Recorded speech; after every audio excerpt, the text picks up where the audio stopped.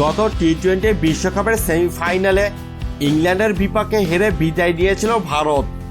বছর দুয়েক পর সেই হারের ক্ষতে প্রলেপ দিল রোহিত শর্মার দল।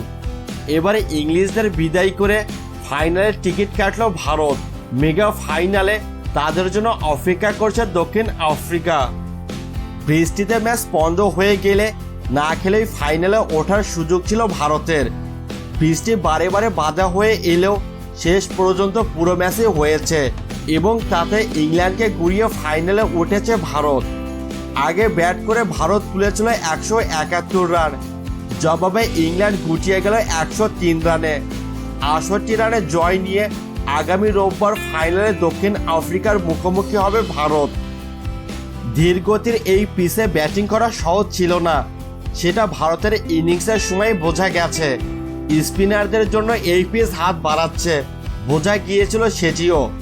সে কারণে ভারত 174 পার করে ফেলার পর অনেকের ধারণা ছিল 150 থেকে 160 এখানে পার স্কোর।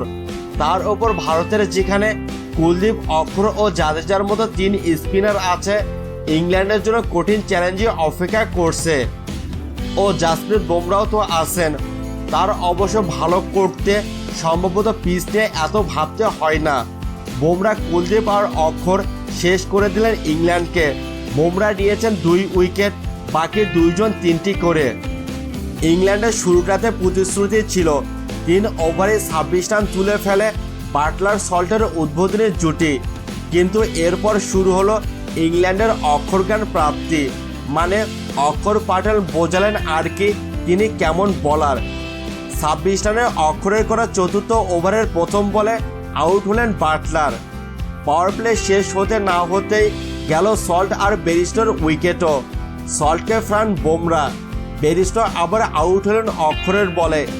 স্কোর বোর্ডে রান তখন 35 রানে 3 উইকেট। ভারত তখন জয়ের ঘ্রাণ পাচ্ছে। কিছুক্ষণ পর মঈন আলী স্টাম্প হয়ে গেলেন অক্ষরের বলে। ইংলিশ টপ অর্ডারের 4 ব্যাটসম্যানের 3 জনকেই ফেরানো অক্ষরই তো বল হাতে ভারতের নায়ক। কুলদীপও কম চান না, এরপর শুরু হলো তার ঝড়ক। তিনি গুড়িয়ে দিলেন ইংল্যান্ডের মিডল অর্ডার।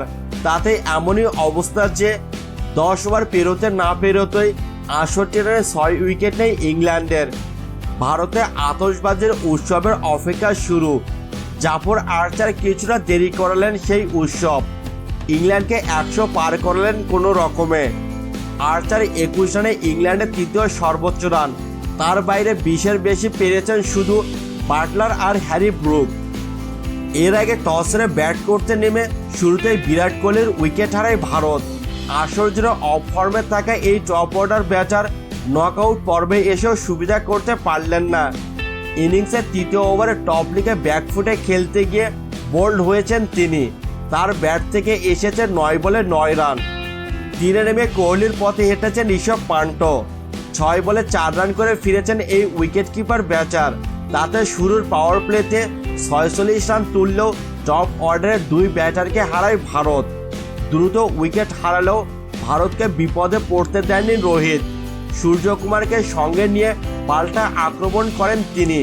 36 বলে টুর্নামেন্টে টানা দ্বিতীয় 50 দেখা পান রোহিত।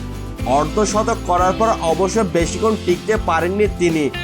আদিল রশিদের বলে বোল্ড হয়ে প্যাভিলিয়নে ফিরেছেন তিনি। 50 করার সুযোগ ছিল সূর্যকুমারের সামনেও, কিন্তু অর্ধশতক করতে পারেননি তিনি। 34 বলে 4 বাউন্ডারি ও 2 ছক্কায় 47 রান করে প্যাভিলিয়নে ফিরেছেন সূর্যকুমার। তাকে ফিরিয়েছেন জাফর আর্চার। এরপর ভারতকে বড় ধাক্কা দেন ক্রিস জর্ডান। পরপর 2 বলে হার্দিক পান্ডিয়া ও শিবম দুবেকে প্যাভিলিয়নে ফেরান ইংলিশ এই পেসার। শেষ দিকে 9 বলে 17 রান করে অপরাজিত ছিলেন রবীন্দ্র জাদেজা। ইংল্যান্ডের হয়ে 3 ওভারে 37 রান দিয়ে 3 উইকেট শিকার করেছেন ক্রিস জর্ডান।